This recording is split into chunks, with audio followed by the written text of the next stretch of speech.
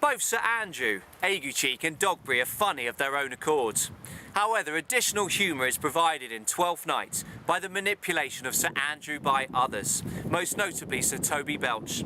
In Act 3, Scene 2, aided by Fabian, he successfully persuades him to stay in Illyria so that he can carry on spending his money, and convinces him to write a challenge to another perceived suitor of the Countess Olivia, Cesario, who is actually a shipwrecked woman called Viola, disguised as a man. Sir Toby spurs and G's Sir Andrew up by crying, "Go! Write it in a martial hand! Taunt him with the licence of ink. If thou vows him some thrice, it shall not be amiss." It is blindingly clear to the audience that Sir Toby is making fun of Sir Andrew in this scene. Sir Toby knows, we all know, that Sir Andrew is not good with words, and if he struggles to understand simple puns or standard vocabulary in spoken language, it is unrealistic to expect flourishing prose from him. And so when Sir Toby demands Sir Andrew produce the written challenge, using the forceful imperative, "Go, write it in a martial hand," we know he is mocking his loyal friends. Martial is an adjective relating to soldiers or warfare, and this choice of word is a cynical appeal to Sir Andrew's manliness, his testosterone. But how on earth is it possible to write a letter in a warfare, military-esque style?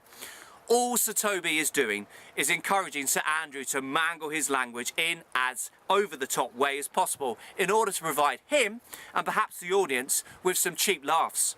The phrase "licence of ink" suggests that writing gives you the freedom to say whatever you want, without any interruptions. Yet the image of someone as linguistically ignorant as Sir Andrew Aguecheek being able to take full advantage of this freedom is, as Sir Toby knows full well, preposterous. So perhaps we are a little uncomfortable with Sir Andrew's simpleness being taken advantage of by Sir Toby. Nonetheless, when Sir Andrew eagerly returns with his written challenge to who he thinks is Cesario, it undeniably makes great entertainment. Just as Dogberry's instructions to his watchman start off sensibly but tend to end illogically, so Sir Andrew's lines follow a similar pattern. The conclusion to his letter attempts to be bloodthirsty as it reads, "Fare thee well, and God have mercy upon one of our souls. He may have mercy upon mine, but my hope is better." Rather like the way Dogberry uses more rather than less to unwittingly call for honest men to be savagely killed, here Sir Andrew uses better rather than worse. The use of the incorrect comparative adjective suggests that actually Sir Andrew would prefer God to have mercy upon Cesario and not himself. This will not strike terror into Viola's heart. But as well as using the wrong word to distort the meaning of a threat, Sir Andrew's written sentences often lose their way rather limply. After labelling Cesario a scurvy fellow, he writes, "Wonder not, nor admire not in thy mind why I do call thee so, for I will show thee no reason for it." The beginning of the sentence is promisingly aggressive in the use of the negative imperatives "wonder not" nor "admire not." Yet to end by declaring that "I will show thee no reason for it," or "I won't explain why I am challenging you to a duel which could potentially end your life," is simply ludicrous and nonsensical. Why should another man agree to fight someone he barely knows without any reason given whatsoever? So the audience are likely to laugh at the sheer lack of sense, the illogical cotton wool machismo of Sir Andrew as presented in this letter. In life, we often enjoy seeing people taking part in activities that are outside their comfort zone. As a teacher, students in the past have often found it hilarious to come across me playing football, for example.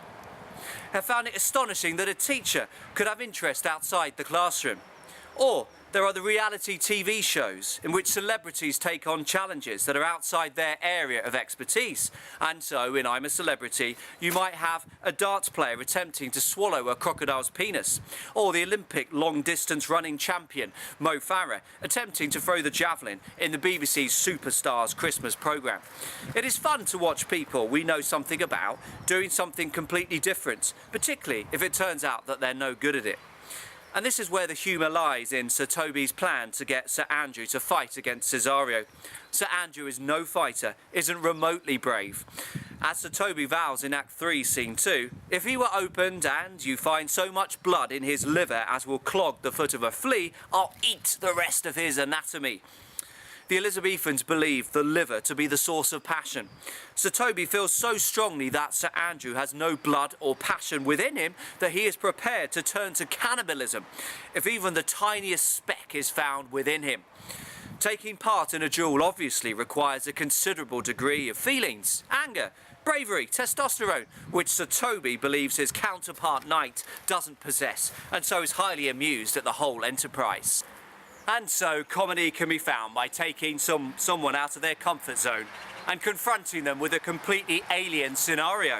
Sir Andrew is most comfortable when drinking, revelling and dancing, or repeating Sir Toby's language admiringly, not when plunged into potentially hazardous one-to-one armed combat.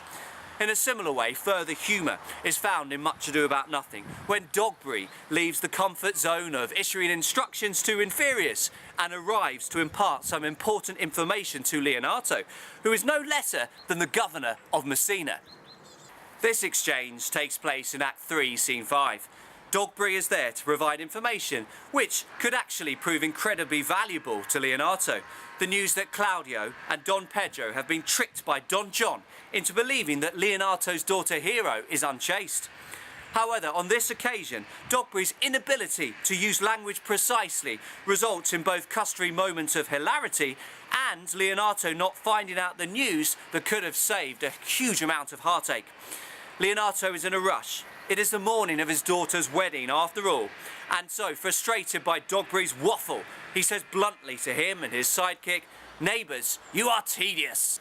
Dogberry's characteristically long-winded response to this mild rebuke shows that he has completely misunderstood its meaning. He blabbers, "It pleases your worship to say so, but we are the poor Duke's officers, but truly for mine own part, if I were as tedious as a king, I could find it in my heart to bestow it all on your worship." The comparison with a king suggests that Dogberry believes tedious means rich or gracious, perhaps. He is attempting to be incredibly formal and polite by saying that he would want to pass on his wealth or graciousness onto such a decent man as Leonato. However, of course, the comedy lies in Dogberry saying the opposite to what he means, and unwittingly telling an incredibly important figure such as Leonato that he would like to give him all his boring, dull qualities. Further comedy is provided in the way Dogberry patronises his loyal subordinate Verges. Rather than get to the point and explain to Leonato that his daughter is about to be horrendously and inaccurately accused of sexual betrayal, he makes irrelevant, unhelpful and inaccurate points about his friend's inadequacies. Poor Verges attempts to tell Leonato why they are standing at his front door, with the line, "Marry, sir, our watch tonight, accepting your worship's presence, have taken a couple as of as arrant knaves as any in Messina." This is entirely true. Borachio and Conrad are most certainly dishonest men, or knaves, with the former having played a crucial role in deceiving Claudio and Don Pedro about Hero. However, Dogberry butts in before Leonato can potentially request more details, and witters, "A good old man, sir. He will be talking, as they say. When the age is in, the wit is out. God help us. It is a world to see. Well said, in faith, neighbour Verges. Well, God's a good man, and two men ride of a horse. One must ride behind." The tone is kind, as shown in the adjectives good, old and neighbour, yet platitudes about his friend's old age and the natural need for hierarchy in the world merely have the reverse effect to the one Dogberry intends. It makes him, not Verges, look foolish. This is not an appropriate time for a constable to be giving generalised views of wisdom about the world, and nor is a governor the appropriate person to be giving them to. The overall effect is to make the audience chuckle at Dogberry's expense, a man with an essentially kindly heart, but with a hilariously inflated sense of his own wisdom. Shakespeare's comedies would have been attended by an enormous cross-section of society. Yes, there would have been the gentry seated in the galleries, people with plenty of money, and perhaps with pretensions demanding some sophistication to their entertainment. But there would also have been theatre-goers on the other end of the economic scale, people who paid a penny to stand in the pit, known as groundlings. Groundlings were generally a lively lot, known to throw food at actors they didn't like, and there is no doubt they would have loved the prospect of a duel on stage, especially one featuring incompetent combatants such as Sir Andrew Aguecheek and Viola, as is the case in Twelfth Night. And when the two fighters are finally brought together on stage, it is the situation that is highly comic, rather than the lines spoken on stage. For who wouldn't laugh at two obvious weaklings, two obvious pacifists, swords in hand, shaking at the prospect of having to fight the other?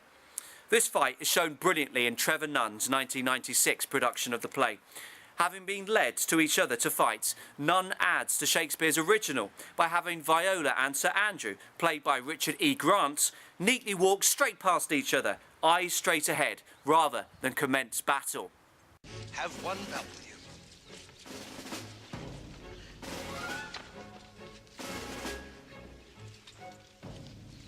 Both fighters are grabbed, Sir Andrew by Fabian and Viola by Sir Toby, and spun around in order to face the other for the duel. The background music consists of over-the-top drum rolls and marching strings, and indicate that in spite of the use of swords, this is a comic scene, and neither one of the fighters is likely to come to any serious harm. We are free to watch and chuckle without worrying. But even when the pair are face to face with swords point to point, Nunn includes a hilarious pause of at least 10 seconds in which each character shows their extreme reluctance about the whole enterprise by making no move whatsoever to fight.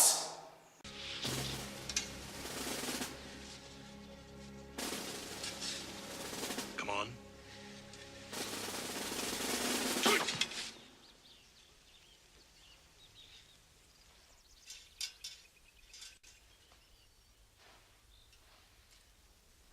During this pregnant pause, Sir Toby exchanges rather baffled, disbelieving looks with Fabian and the two fighters, as if he can scarcely believe their inactivity. And so we, the audience, laugh at Sir Andrew and Viola being used as two pawns, manipulated into doing something they would clearly do anything to avoid, and about to provide some exciting, adrenaline-pumped entertainment for us all.